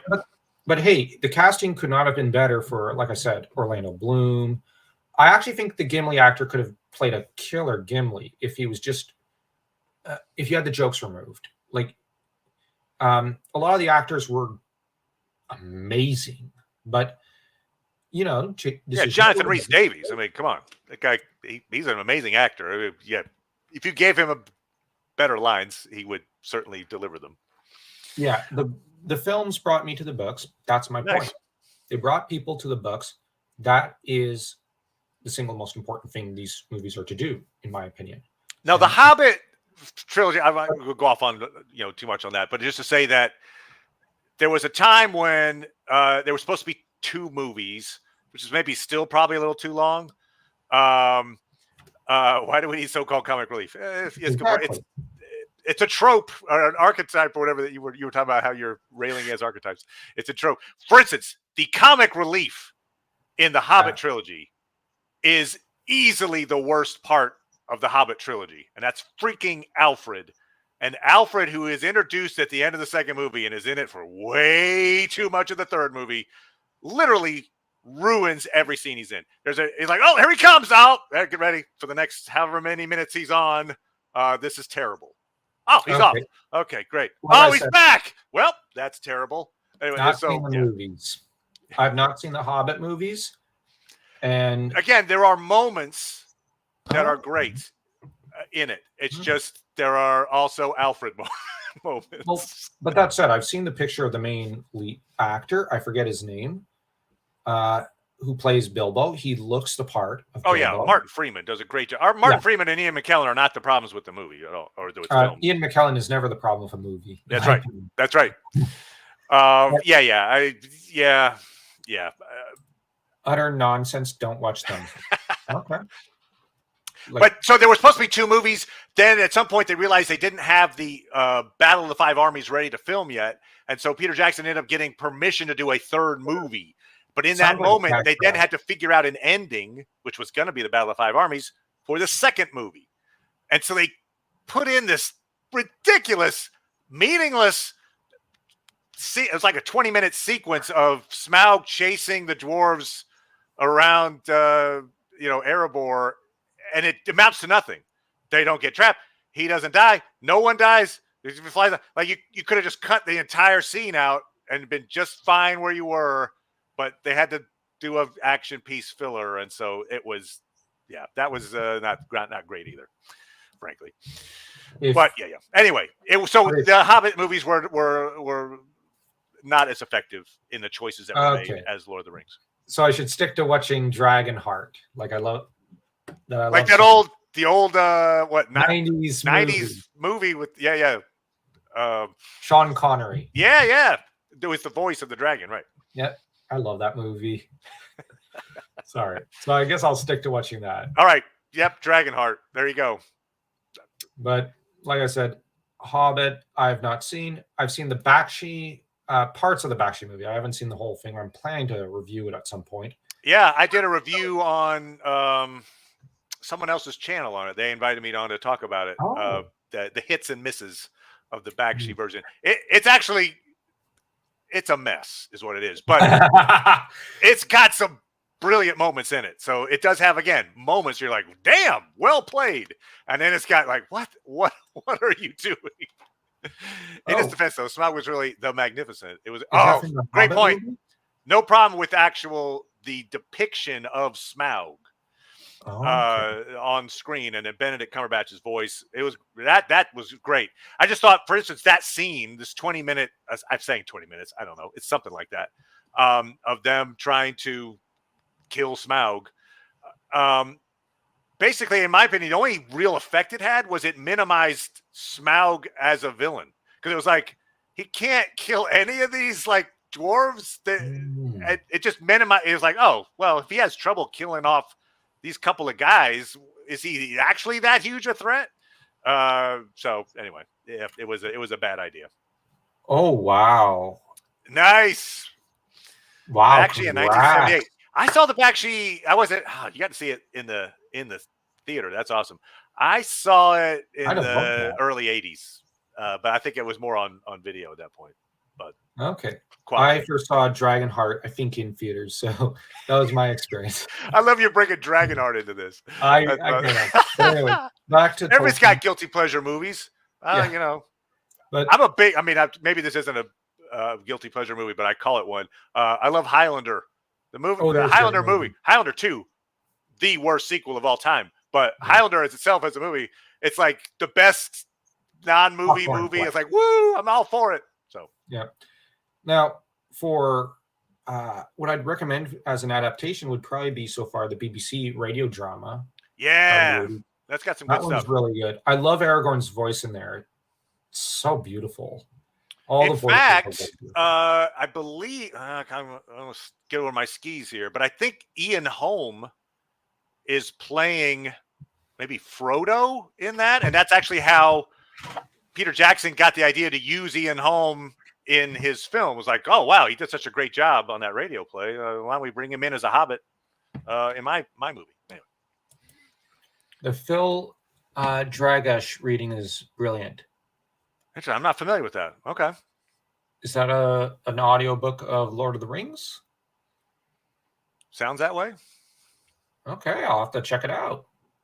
I've not listened to any of the Lord of the Rings audiobooks. Redbook recommended one that he's been using in some of his videos. Oh, okay. To me, he gave me the link actually a long time ago, in like last year or something. So I want to check that one out first because he recommended it, and really smart guy. And I haven't listened to it yet because I've been running around like a chicken. I got you. Off. Priorities. It's an unofficial reading, the full text. Oh, cool. I'll have to listen to that. Dragash. I'll take. So that's the one that. That's the same one that Redbook alludes to. Okay, so thank you, Geister Sound. So it's the same one. Okay, I gotta check it out then. If you and Redbook are both recommending it. Nice. Same here. Again, all stage actors. Yeah. Sometimes stage actors are good. Sometimes. Right. Well, sometimes it's a different medium. It feels stagey when it's not supposed to. But generally speaking, stage actors pay attention to their voices, pay attention to characterizations. Yeah. And we're about to end, and Cassie shows up. I'm sorry. I'm so sorry. Totally forgot about this. Hey, rambling. Great to see you. Oh, we were just Wait, talking about the use of stage actors, in this case, in Lord of the Rings dramatic movie. readings and such. Oh, okay, yeah. Oh, he does the voices of everyone, and it's all full sound effects and uses the Howard Shore musical score. Oh, that's Okay, so cool. we're talking about this Phil Dragish, apparently reading of the Lord of the Rings. I That gotta check that out. folks, including this Geister Sound and Red Book, have both. Recommended it. Yeah. And that's okay. I've Googled it. I got it right there. Let's see. Classically trained theater actors are brilliant more often than not. I will stand them. Yeah. I'm with you, reflective rambling. I especially love now I've actually seen As we were talking about Ian McKellen, for instance. Here in Canada, we don't have much theater, but I have seen My Fair Lady in person as a kid, and Beauty and the Beast I've seen twice. And in adaptation, I think of Macbeth as a kid. So that left quite the impact on me. I love Shakespeare. So very early, like this is me, little kid, maybe 4, somewhere between 3 and 5 years old. My parents took me to Hansel and Gretel, the opera. Ooh. And we sat in a box seat, and I remember it had like red velvet. That would have been great. And my mom later recounted the thing of like saying, the people next to us in the box were like, "You brought your kids," but like I was so enraptured with this thing, like I didn't make a sound the whole time. I was just sitting there with my hands on the little box, like and they had like, for instance, at one point they had a wire effect. They had the witch fly across the stage on a broom. I was, what the? Like I was totally in the music, the set, just the set design, and to watch them change and move. I was all in it, and it did. I mean, I ended up becoming doing a lot of acting. Acted in high school and college. Did a little bit of professional acting after that, and so it in some ways that little going to see that opera in Germany just definitely affected my life's course in a way. Yeah. Okay, that's good. Oh, the thing is that the BBC really used classically trained actors, usually Royal Shakespeare Company. Yep. There, I remember that. Yeah, thanks for the reminder. I love the Royal Shakespeare Company. Why not go to the, go where the quality is for sure. Yeah. You don't have a strong theater system, and this makes me so sad. Yeah, it makes me sad. But I think Haiti from Costume Co. works with theater in Montreal area, I think. Oh, okay. I have no idea who that is. Montreal, like I'm really far north. So Montreal would be, I think like 15 to 20 hours by car. That's close. That's close by Canada standards, right? Yeah, that's close by Canada standards. It's only 20-hour drive. I'll be right there. Yeah. So yeah, the closest. Yeah, it's a good point. I mean, theater varies depending on the locales and such, but any theater, there's a vibrancy in going to see a theatrical production, and an immediacy that comes out and kind of grabs you at its best. And so, yeah, the closest one to my current location would be, not to dox myself, but probably about 2 hours away, and it's not a very serious one, and it's not very good typically. Occasionally they're good, occasionally they're not. So it'd be about 2 hours away, and I don't know if they're still running. So I was about 4 when I became a theater addict. I had a very similar experience, man. Oh, nice, awesome. Yeah. You see, look, and in response, your dog is giving a howl of approval. Yeah, I think it was the Engelbert Humperdinck opera. I mean, I was a little young to know who Engelbert Humperdinck was at the time, but yes, I believe that's true. And I still remember the visuals more than I remember the music, but at the time it was just all just a washing over me. And I was hooked. King. Oh, whoops. Here, this is.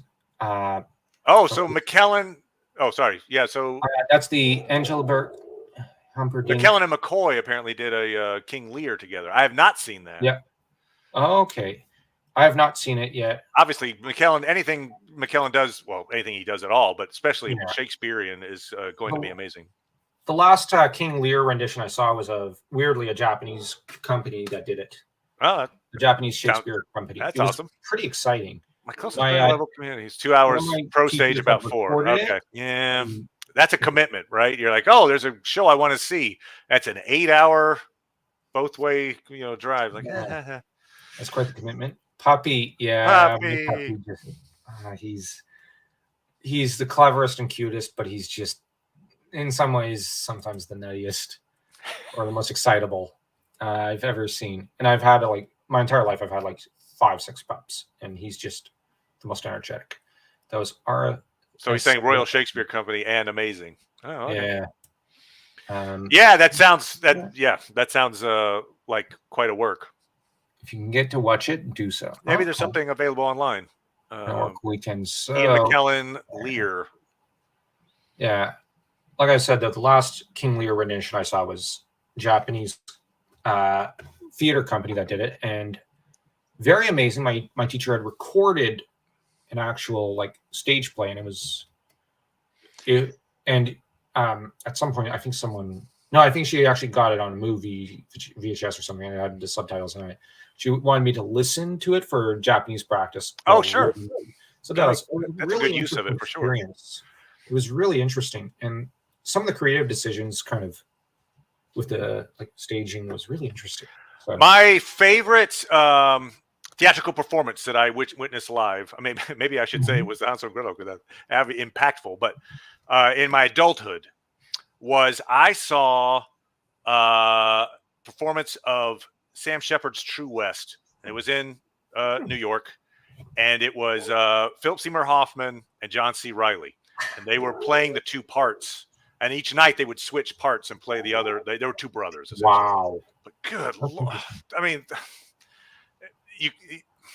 it was you can't even vocalize how amazing each of their performances was in counteract with each other, and it was masterful. They could have performed a 10-hour play, and I think I still would have been so that was, I think, my best live theatrical experience witness event was True West. So you have Geister Sound. Oddly enough, the last Lear I saw live was Ian Helm. Oh, there you go. Bringing it back around. If you're familiar with the National Theatre in the UK, has a streaming service that's open internationally that has a limited collection of performance. Oh, cool. Okay. I'm going to look that up. Perhaps they've got Lear. I should look that up. Possible. What was it called? The National Theatre. Let's see, because I actually enjoy theater, so let's see. I should look this up. I'm planning to look up later a French streaming service. My first performance in high school, first part I played was Puck. There you go. It's available on DVD, I'm sure. Okay. Yeah. Well, I'm curious to see if maybe if someone will ever adapt a Lord of the Rings or Silmarillion or Hour of the Dragon for theater. I think they have. I mean, I know The Hobbit has been adapted for theater. I don't know about Lord of the Rings. I remember, anyway, I've seen the script for it. I haven't seen the actual performance of it, but sounds like why I would have killed to see the Langman trilogy. 3-act play, many roles, only 3 actors. Yeah. In other words, actors reprising roles in other parts. Yeah, when they're really quality at it. Wow. Oh, it was here as a musical. Yeah, so you're talking. I think he's talking about Geister Sound is talking about The Hobbit, perhaps.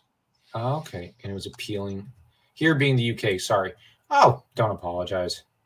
Like I said, I may be French Canadian, but I love the UK.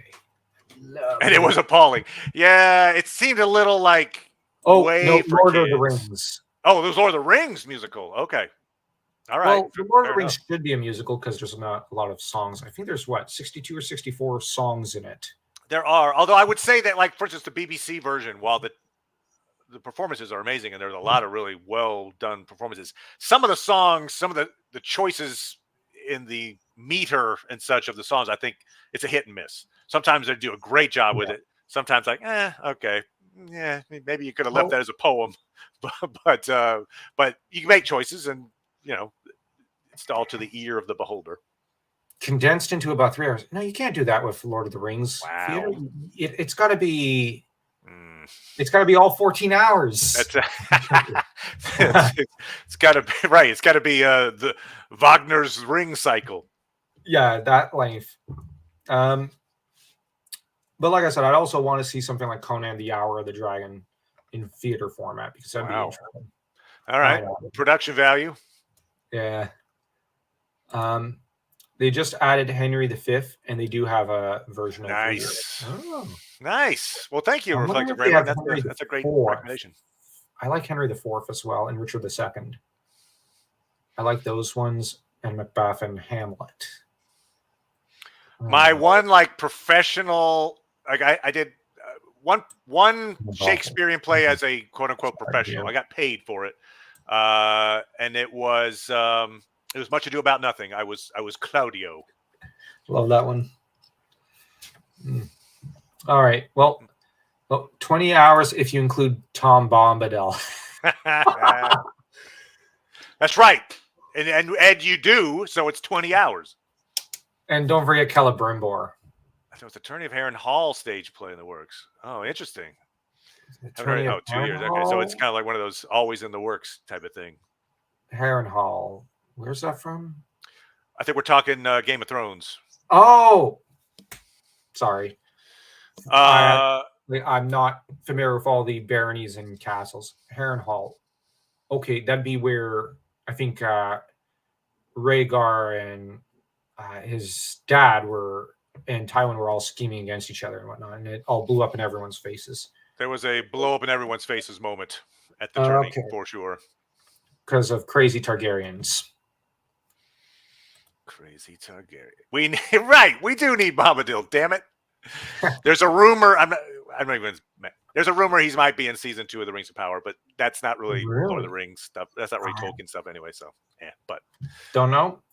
But yeah, our theory is, or at least your theory is, Tar-Tanemir, Witch King of Angmar. My theory is one of the other Númenórean Nazgul, Tar-Kiritan. So this was passed down from father to son in a very dark way. They passed down wickedness. Well, yeah. The sins of the father. Yep.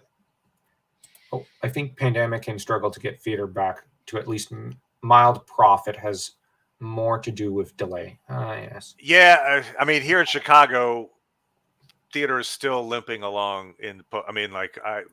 So many of the theaters here in town either closed or had to switch to some, like a art gallery or something like that. So theater took a massive hit here in town. I think in some French areas in Canada, they're still doing Molière, some Shakespeare, mostly in French. So the big theaters are back. The ones that were well funded and had a lot of backers, and they're fine. It's the smaller theaters that were what do we do for 2 years on hold? And so they couldn't, and they disappeared. Oh, about the Middle-earth films from Warner Brothers. Yeah, I ended up releasing a short video on this because I thought that there's not enough to go off of. See, I decided not to do a video because I didn't think there was enough to go off of. But yeah, I just decided to make a short video to cash in on the algorithm and whatnot. Fair enough. And I will admit, I was kind of wanting to rib Yoyston and Council of the Rings, whom I dearly love.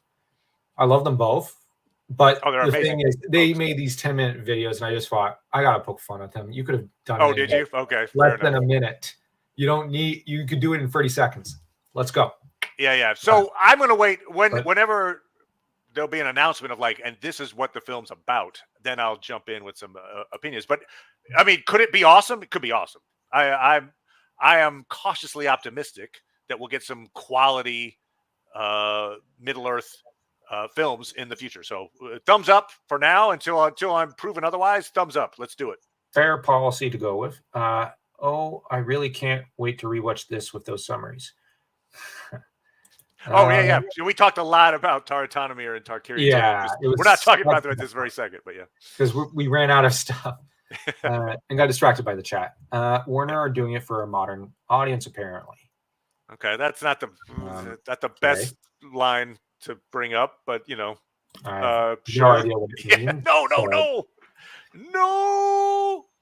Yeah, but we'll see. well, I mean, again, it's so far off. Literally, I assume they haven't even, I'm excited there's no for Perilous script, there's no actors, there's Realms. no actual idea yet. So let's just wait till we'll see what is to be seen first. Yeah, I believe I have a stream next week that I'm hopefully going to be doing with Fellowship of the Fans, Harry, and we're going to be talking about possibility Awesome. of these different movies, and especially Perilous Realms and what it might comprise of. So that's something I'm gonna just plug real quick. I speaking personally, I'm really excited for a Tolkien Lewis uh, Right, you were saying that. I'll series. say this: I'm excited. I'm not saying I'm like jumping out of my seat excited, but I I am am. optimistic about the animated War of the Rohirrim. Oh, I that think it's a one. great topic.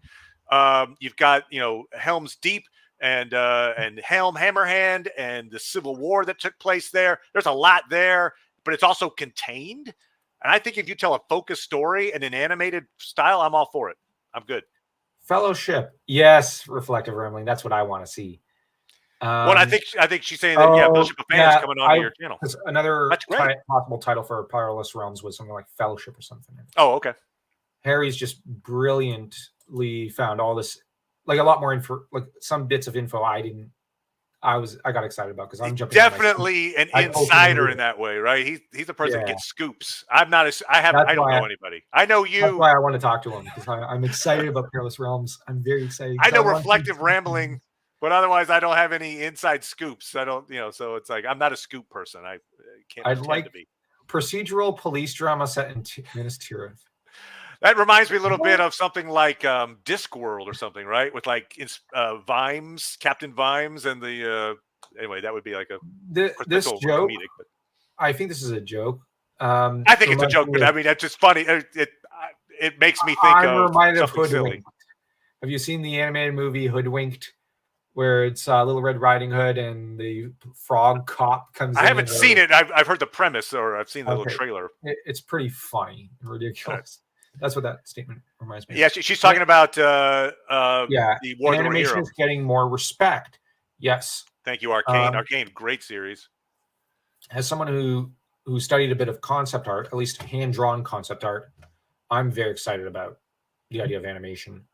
Yeah, and what it can do, right? For a cheaper budget, you don't have to have $200 million to have a great battle scene. I would totally watch that. I know. I would too. It's funny. I mean, it's a joke, but it's also like, oh, okay, yeah, I'm in. In the mean streets of Minas Tirith, the law is divided into two separate but equal groups. I was so The ticked cops off who enforce the law. when one of the Ice and Fire spin-offs could have possibly had spyish vibe got nixed. Which one would that be? Right. So there were all kinds of Game of Thrones spin-offs that were kind of put out there. Like, these are possibilities. And eventually HBO chose, a lane. But at one point, one of the lanes, it looks like, was kind of more of like a intrigue, spy versus spy type stuff. Well, I'm primarily hopeful that they fill out the rebellion and maybe take it in a different direction from the show. But then again, I only like the first season because I'll say this: Baratheon. I wasn't funny. My expectations for House of the Dragon were mixed. That show was great. That show, it's a great show. Very good. I've enjoyed it so far. Actually, I've got a collab coming. Hi, Epic Kingdom! Thanks for coming. Yeah, I'm teaming up with a GOT channel pretty soon called Jasper Lane for a series of character analysis videos. Oh, cool. We did recaps of these episodes at the time on Dork Lords. Yeah. Oh, okay. I didn't know. Well, I'm teaming up with him just to do character analysis pieces, starting off with Viserys and Daemon, and going from there, kind of like what we just did with Tammy. Yeah. That makes sense. But he doesn't want to do it in live stream form, so we're doing it all in a series of podcasts. You get it more self-contained. You can polish it more. So. I get that. I think so. It's pretty fun, but he also wants to edit it and make sure it's like he likes to have the power to edit it. So yeah. Oh, I'm probably a little more of that. That I haven't done really any live streams on my channel for that reason. But yeah, I get it. So yeah. Well, you present really well in well, live thank you, streams. sir. I appreciate that. It's almost a joke, but imagine the Gondorian Citadel guards hunting down Descent in Minas Tirith. We don't just need battle scene. Right. Yeah. Agreed. Agreed. Okay. There are plenty of moments you could tell for sure. Oh, flea bottom centric. All the possibilities of someone who can slink along. I'll say. Okay. Okay. Sorry for not knowing much about the Song of Ice and Fire rumor stuff. Scouting the shot. You know, you're Geister Sound. You're talking about the procedural in Minas Tirith. It makes me think of Scouting the Shot would be a great idea as well. But the sequel to Lord of the Rings that Tolkien wrote like 15 pages and then said, maybe this isn't worth doing. But he even said, like, this is kind of going in the line of like a political intrigue style story, and it's not really one I want to tell. But you could, because it takes place, you know, I think it's in Minas Tirith is where that part of the story takes place. And it's the idea of like, oh, there's a hidden cult somewhere, and this person's gotten permission to attend it, and who's running this thing and who's behind it. And so it'd be, in some ways, you could have make that a procedural for sure.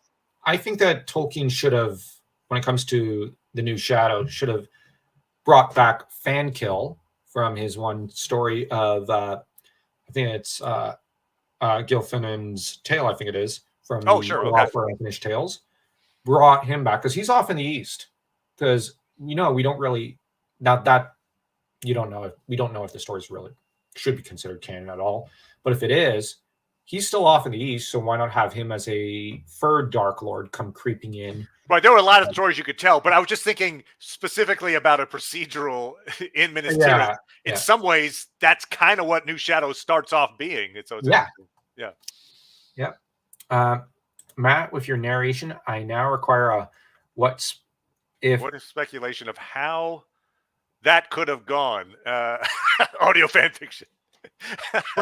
You mentioned that audio fan fiction. Dan and I are actually kind of working on a audio fan fiction like Council of the Rings for a Cull series because we decided to do that, but trying to do that for Cull Conan stuff and lead that into Conan eventually, like 2-3 seasons of Cull, and we're going to head into Conan because we figured that mythos doesn't get the same attention Tolkien does, so why not? Sure. Right. Give it a bit of attention. You become like the ultimate arbiters of that, that style, that genre. I guess. But that said, Tolkien, like, my hope is that Council of the Rings, who's, I don't know if of his. I do. I haven't talked with Council of the Rings, but yes. Okay. I've talked to him at great length. I love his work. My hope is that he does give at least a season to Atanamir and get into, I think he has stated he's going to go into Atanamir. And if he ever watches this stream, Atanamir for which king? I'm all in. I'll take my chips, push them all in. Anyways, I got to get going, and I fight because we were supposed to only go for an hour and a half, and it went for 2 hours. So be it. We did the thing. We had people with questions. That's always fun. Yeah. And both Geister Sound and Reflective Rambling and Epic Kingdom up here were all a great delight. So this is, of course, only possible thanks to our viewers. So that's where, if you want to find Matt, you can find him at Dork Lords. I'm pretty sure I put the link in the description. And if I didn't, and if I forgot, I'm going to pin it in the comments. Look for the red 20-sided die icon. There you go. Yeah. And great channel. I'll have to look forward to your video tonight. Yeah. Boromir video being dropped probably in the next 24 hours. I love Boromir. Anyways, I'm going to have to go. And don't forget to smash that like and that subscribe button here as though you were, you know what? Eowyn taking down the Witch King. Yes, exactly like that. Or just go here. Yep. Thank you, Reflective Rambling. She's always covering my back here. And mine.